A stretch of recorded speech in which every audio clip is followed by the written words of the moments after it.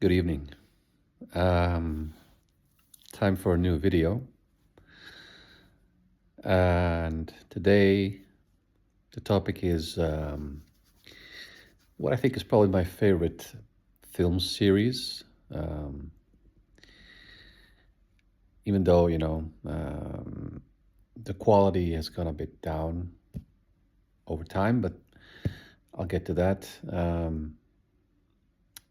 And so that's going to be the topic is going to be the Indiana Jones films. Um, yeah, these are movies that I really adored growing up. You know,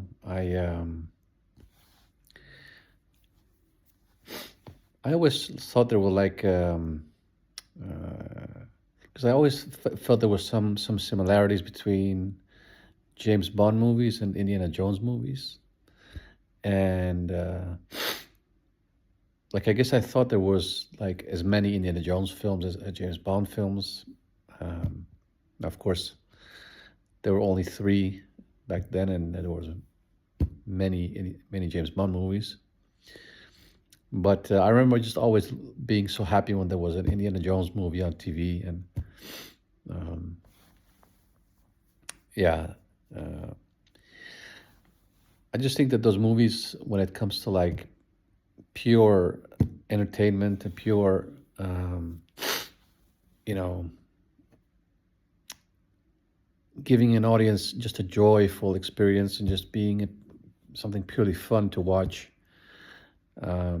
There's nothing better than those movies, those first three especially. Um,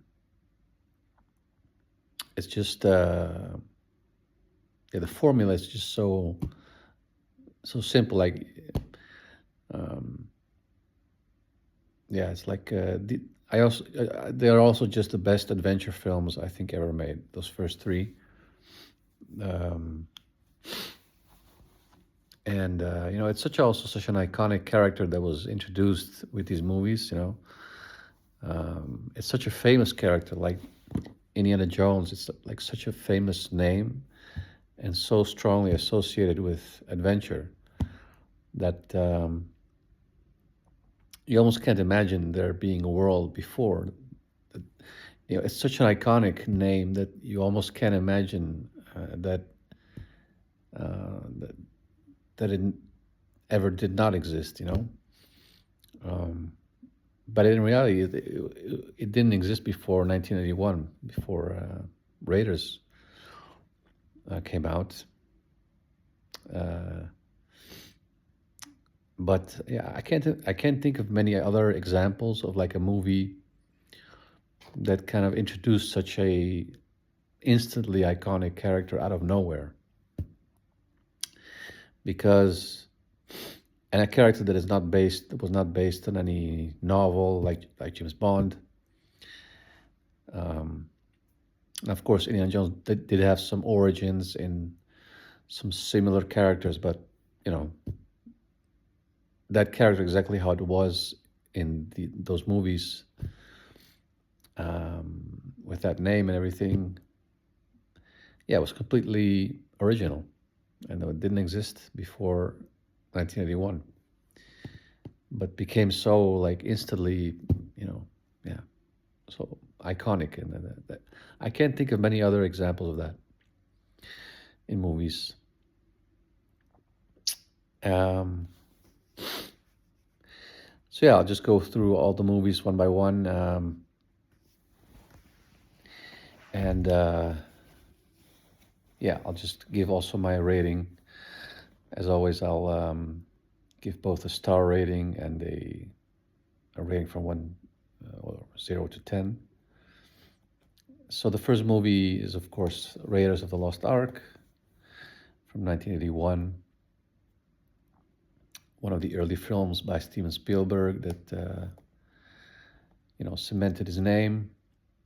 That was really his golden age. From Jaws to let's say E.T., and then those were really the years where he kind of established himself and became a household name, became the name that became so famous in movies. Um, and yeah, I still think this is the best of the series. I think it is the most iconic, has the most unforgettable scenes. The whole opening sequence is yeah, such a landmark and so iconic with the boulder in that temple, and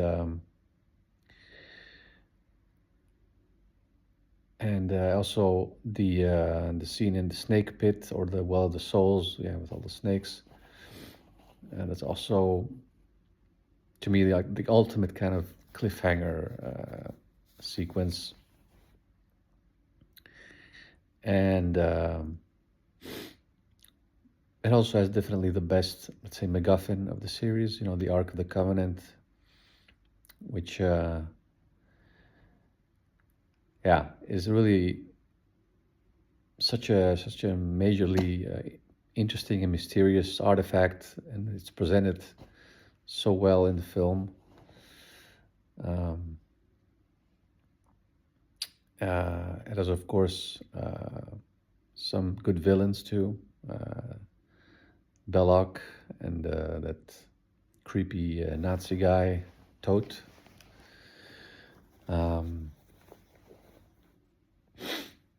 And yeah, what else? We have Sala, who's a great side character.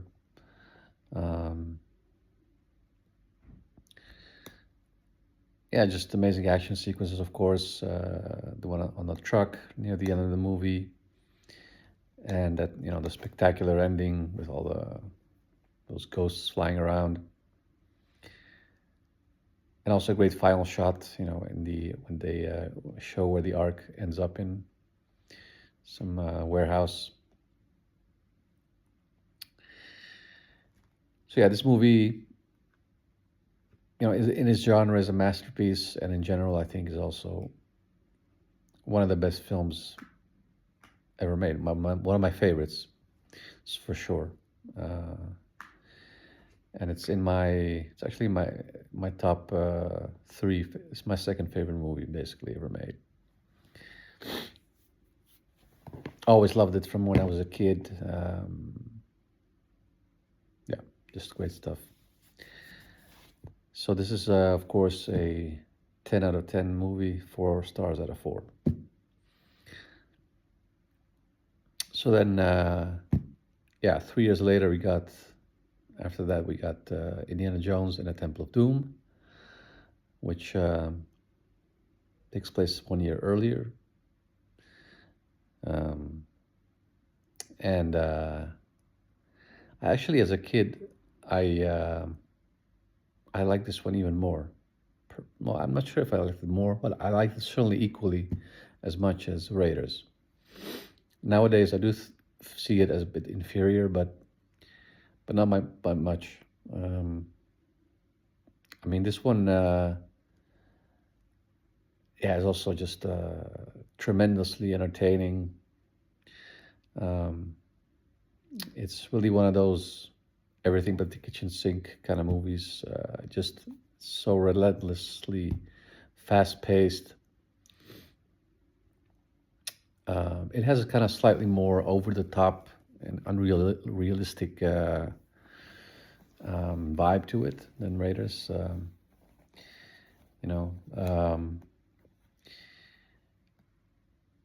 And it's just more wild. It's just, and I like that it takes place in India, which is kind of like a more mysterious and exotic place. And it's just also just a pure fun adventure movie, and it has it's definitely kind of like an odd film. It has many things in it about it that are different from the other films, all the other ones. For instance, we never see him being a professor. In this movie, he's just purely, Indiana Jones, the adventurer. Um, and it's the only movie where it's not really like a globe-trotting adventure where he's looking for some artifact. Um, the artifact or the MacGuffin in this movie is I think, a complete invention, and it's not really that central to the story even. Or yeah, maybe it is important because it's he goes to find those stones, but Sankara stones, but there isn't really like a lot of mystery around. Okay, what is going to happen when the artifact is found, and we see what kind of power it has. And it's also the only one when it's really like a pure invention. I don't think there's such a thing as real Sankara stones. While all the other movies had some kind of real artifact that was in there, you know. And yeah, like I said, it's the only movie that's takes place mostly in like one location. That like almost, let's say, the bulk of the movie takes place in that palace, and yeah, one critic described it as like an example of like an impregnable fortress impregnated movie, which is, I think, is a perfect description. Excuse me. I also really like that it has a kid sidekick, which I thought was kind of an interesting idea, because kids are a pretty important fan base of this movie, and it was fun to have like a kid as a sidekick, and especially such a pretty charming, nice kid like this guy, Short Round, played by Ki Hai Kwan. Yeah, it's and some people say that the female character Willie Scott is too annoying, or that it's somehow a big problem in the movie. Well, I don't really think so. I think it was kind of intentional that she was a more typical damsel in distress, to contrast the Marion character in the first movie.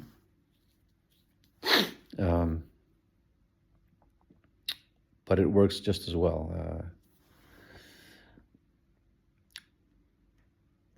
So yeah, this one also, it has maybe the best villain of the series with Mola Ram. Yeah, just a blast to watch as well. So yeah, the ending is also spectacular on the bridge, and someone also pointed out that it's the only movie where he really saves the day. Where he really has Indiana Jones as a real impact on the outcome, and yeah, and I think he's really at his most heroic in this film, I think, and one of the probably best performances by Harrison Ford in this character. So I'm giving this 3.5 stars and a 9 out of 10. Okay, and after that, 5 years later, we had the last, what was going to be for a long time the last of the series, Indiana Jones and the Last Crusade. And yeah, this one, it's interesting that when I was a kid, and I'm talking like pre-teens, let's say early teens, this one somehow I didn't like it as much as the first two for a long time. I just thought it had a slightly more, let's say, slow pace, and less interesting story, and And I do think this movie, yeah, it is a little bit less frenetic than the first two. It has a little bit more of a mellow pace. It's a bit more focused on humor. I mean, it still has great action and all the things that you want in an Indiana Jones film, but I somehow, it took me a bit longer to appreciate this movie. And I remember that I was 14 when I first saw this movie from beginning to end and fully appreciated it. And I just think this movie works a bit better for a slightly older audience. Let's say not. I think kids are generally going to like this one a little bit less than the first two. That's what I think. But I mean, as I look at it now, I really love it. I think it's great, and I think it's the second best, pretty close after Raiders. And you know, it does kind of follow a similar structure and formula, more like the first movie. So it brings back a lot of aspects of that movie, like, you know, we have once again a religious artifact, the Holy Grail. We have Nazis back as the villains. We see him, yeah, being a professor again for a few scenes. And we have some of the characters back, Sala and Brody from the first movie. So, you know, you could say that it's a flaw that it kind of follows the formula of the first movie, because the second movie, it had some, let's say, a bit of a controversial reception. It was considered a bit dark and everything, but I mean, all these things don't hurt the movie at all, because it's really well written. The dialogue is really good. The humor really works well. It has a very good MacGuffin, you know, with the Holy Grail. The opening sequence with him as a kid is a lot of fun. And it's just just a lot of fun to watch. It's, again, just a joy, you know, purely entertaining to watch. Again, a great score by John Williams, which I didn't mention yet. That's also one of the really, you know, great strengths of all these movies. Each of them has like a memorable, beautiful score and with memorable themes. And that's one of the many things that I think is kind of missing in cinema, and especially blockbuster movies nowadays. You know, you never hear like a memorable piece of music like John Williams used to make for all these movies.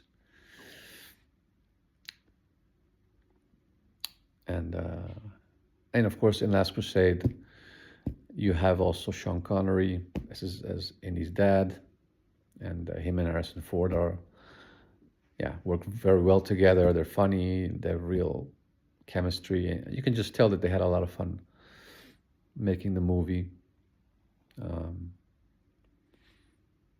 Just the storytelling is very good. Like, I really like the scene in Donovan's apartment. You know, the explaining the mission scene, which I think is the best of the series in this movie. Creates a lot of intrigue for the Holy Grail, and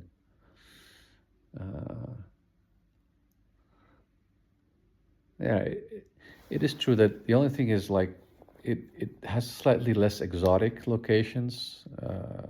It's set, a lot of it is in Europe, actually, in Venice, and some other in Central Europe, like Germany and Austria. The final part of the movie is in Jordan, so it's a little bit less wild and exotic than maybe Temple of Doom. You know, there's a kind of contrast there, but it's still great fun. And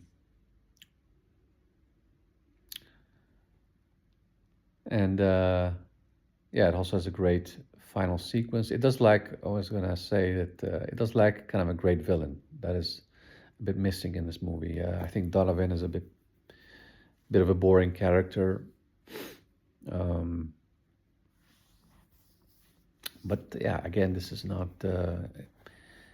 It's not a perfect like. You could maybe like nitpick a couple of things, but somehow it doesn't hurt the movie at all because it's very satisfying. It's the ending part of it is really good with him on the in that place where he has to go through these challenges and find the chamber with the Grail there and that old knight, which I thought was very cool and interesting. Yeah, it has probably the best ending of the series, the one with the most emotional punch, let's say. Um, yeah, it's the movie where you have a bit more of like you see a bit more of what he about his background, seeing him as a kid, and then also seeing who his father is, and seeing how their relationship improves throughout the movie. It's a bit more character driven. It has a bit more character development, and at the end of the movie, you just feel like this one had a bit more character and to it, and a bit more of a heart. That wasn't just purely and only about the adventure. That it was also a bit about character development, and that's why it's such a satisfying sort of conclusion to those first three movies. And yeah, so this movie, I think I said pretty much what I wanted to say about it. It's just one of the last, I think, great examples of how to really make a satisfying blockbuster movie, that doesn't disappoint.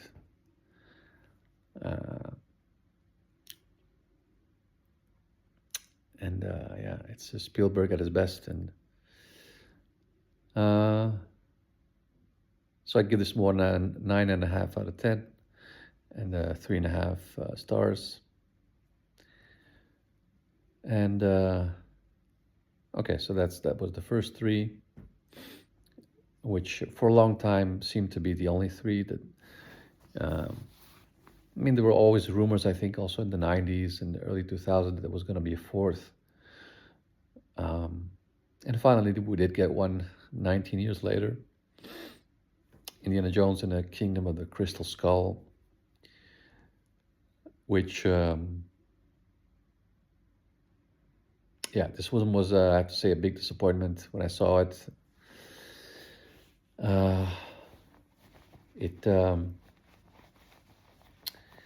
Yeah, what can I say about it? Where to begin? The thing is, it's not even like a complete disaster. It's not atrocious. It's not unwatchable. But it's just such a drop in quality compared to the first three.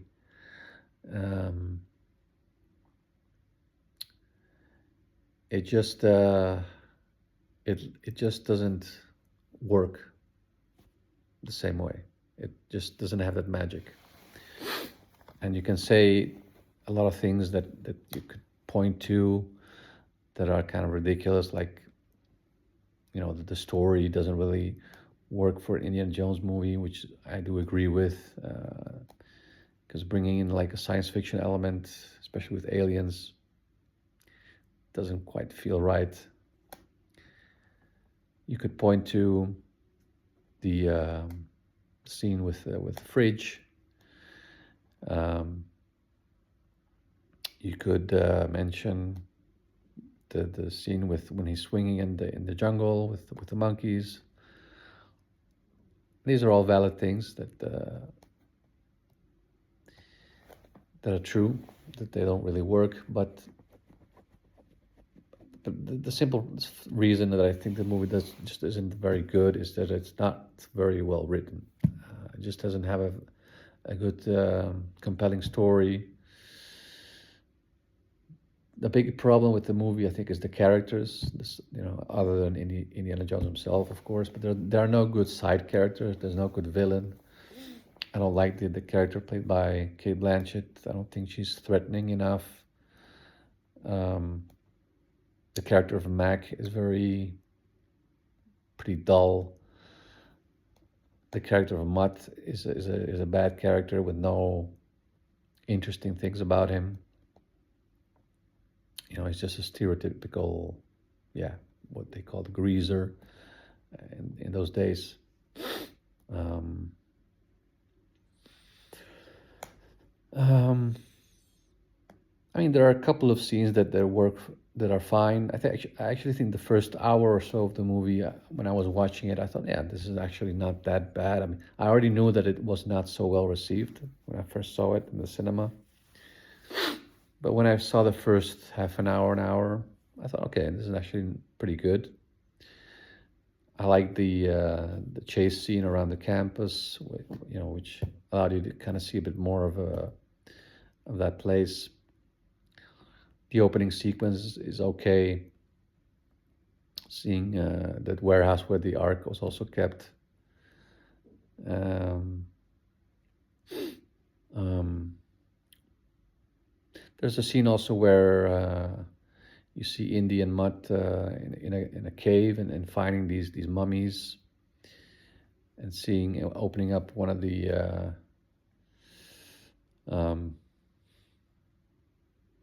yes, some mummified remains, and then they open it, and you see like the face kind of crumbling. That stuff was pretty good. That stuff felt like it belonged in an Indiana Jones movie. But I think once it kind of gets to the scene where he's reunited with Marion, from that moment on, somehow it just kind of falls apart. It becomes very kind of silly and boring. And it's not really because of her. But, I mean, I like the idea that they brought her back, and that he gets married at the end with her. I mean, that's fine. But it becomes like a family adventure, with him and his son, who turns out to be his son Mutt, and Marion. You just know that nothing's going to happen to them, like, and that there's absolutely no sense of suspense or danger at any time in this movie, and that's really a big problem. And also the ending is kind of gets too ludicrous with those aliens and the spaceship, and they just look like such stereotypical aliens too. There's nothing like imaginative about how those, yeah, aliens or whatever are depicted, and also the UFO, which then flies up, is completely stereotypical, like every other UFO you've ever seen. There's nothing really that stands out there. It's just very bland. So this movie, the best thing about it is again, of course, Harrison Ford being back as Indiana Jones is a lot of fun to watch. It's fun to watch like him, like a slightly older version of the character. In this movie, he is older, but it's not like in this movie. He's like he's middle aged. His age is not really that big of a part of the story. It is more in the last film, which I'll get to in a moment. So this movie, I would give 6 out of 10 and 2.5 stars out of 4.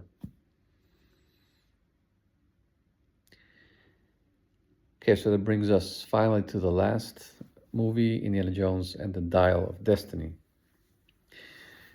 which came out a couple of years ago, with Harrison Ford now being 79 when he shot the movie. It's kind of a ridiculous age to be making in this kind of movie. But he actually looks still surprisingly good when he's wearing the Indiana Jones suit. Like I mean, he still looks old, but he still looks like it still works somehow. When you see him in that suit, it doesn't really. When he's not wearing the suit, then you really see that he's really too old to be in this movie. 79, you know. But about the movie itself, I really hoped that this movie at least would be a bit better than the fourth one. Like that's, I was really happy that they were making another one just because I wanted something a little bit better than the fourth one to get a bit more of a happier final conclusion to the story, and a movie that will be a bit more fun and more satisfying. And for me, it actually did that. This movie, it has flaws, it has problems, but I thought it was just more fun than the fourth one. So I was happy that they made an effort to make a final movie that was that I thought had a bit more of a sense of closure somehow. And even though it doesn't really come close for me to the first three in terms of quality, but it is better than the fourth because it just has a number of things that I think work better. I think the MacGuffin is better. It is just feels more appropriate for an indie film. I think that the movie has a more interesting bunch of locations that it takes place in. It's more like a globe-trotting adventure again, like Raiders and Last Crusade were. Yeah, and also the whole part of it that takes place in Tangiers in North Africa. It kind of echoes that feel of Raiders, with it taking place in North Africa. And yeah, I thought that action scene there with the tuk-tuks was really good. A lot of people say that it goes on too long, but I don't think so. I really enjoy that scene. It's cool also to see him as a younger version again, kind of echoing with Last Crusade, with a flashback. This time seeing him just a few years after The Last Crusade in 1944. And it's cool to have the Nazis again as villains. I think Voller is a slightly boring villain, though. Yeah. He's not bad, but he could have been a bit more menacing, I thought. Or more funny or more entertaining. I don't know. It's not a great villain. It's an okay villain. I actually thought some of the Nazis in the opening sequence were actually more threatening than Voller was. But anyway, yeah.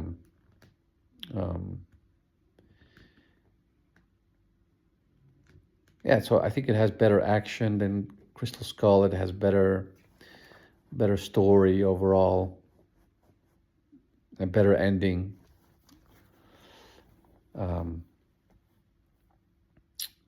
And even like this much maligned character of played by Phoebe Waller-Bridge, Helena. I actually liked her more than Mutt as a side character, as a sidekick, because I thought that at least she was sometimes a little funny here and there. I mean, and yeah, I just thought the side characters were a bit better, more interesting. The villain was better than the one in Kingdom of the Crystal Skull. So, and I like that it takes place, at the end, you actually have a chance to see him witnessing some historical event that he was really fascinated by. I thought that was an interesting idea and a good thing to have, even though it's very outlandish, of course. But these movies are not meant to be realistic. They're just meant to be fun. And for me, what happens there in the last half hour of the movie is fun to watch because you see him again witnessing something that he was fascinated by, and it's cool to have that happen. And even though it's quite a brief scene, in my opinion, it could have been gone on a bit longer in that time period. But it's nice to see that happen, you know, briefly even. What I didn't really like is how they resolved that situation, you know, of him being there and wanting to stay.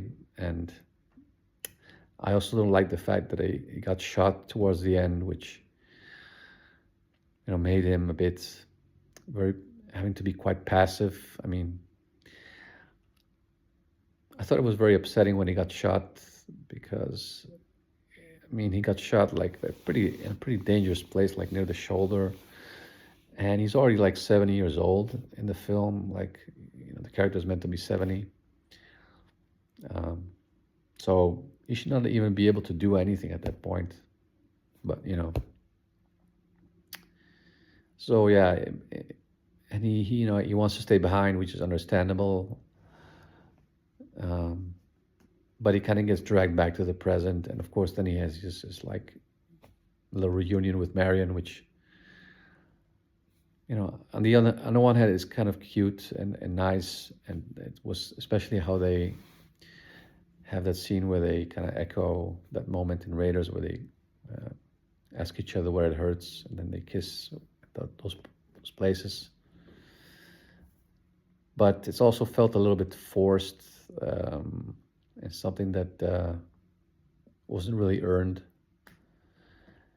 And it does leave him in a kind of a more uncertain place than he was at the end of the Crystal Skull, because now he has, you know, a marriage that, you know, yeah, they kiss at the end of the movie, but are they really back together? You're not really sure. And Matt has died, so he has no children anymore, and he's living in a kind of shitty apartment. But you know, so yeah, you know, overall, it's a bit of a mixed bag. I thought there was a bit less than ideal how they concluded the movie. There was some aspects that I like the fact that he ends up in the past for a while, and then the fact that he has that scene with Marion, which is kind of cute. But on the other hand, yeah, it's not that cool and not so heroic that he ends up in the past, kind of against his. That he ends up being back in the present against his own will. Um, that was not. It's not really the most heroic way to see him in his final moments on the screen. So that's that. Um, but as an Indiana Jones movie, as an adventure, I just think it is more. It has more of that Indiana Jones magic. At least it comes closer to recapturing that for me compared to Crystal Skull. So overall, I give this movie 3 stars out of 4 and a 7 out of 10. So yeah, that's it. Those are my thoughts on the Indiana Jones movies. The first 3 are absolutely great movies in their genre, and also among my favorite films of all time. You know, if it was only those 3 movies, then it would be my favorite film trilogy ever. Yeah, unfortunately, well,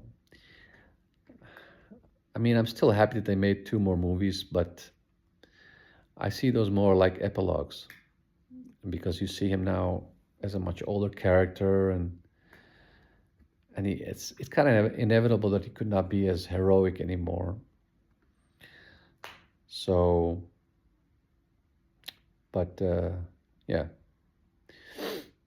as I said, the fourth one was really a huge drop in quality, and the fifth one kind of partially made up for that and left it a little bit on a slightly better final note, in conclusion than the fourth one.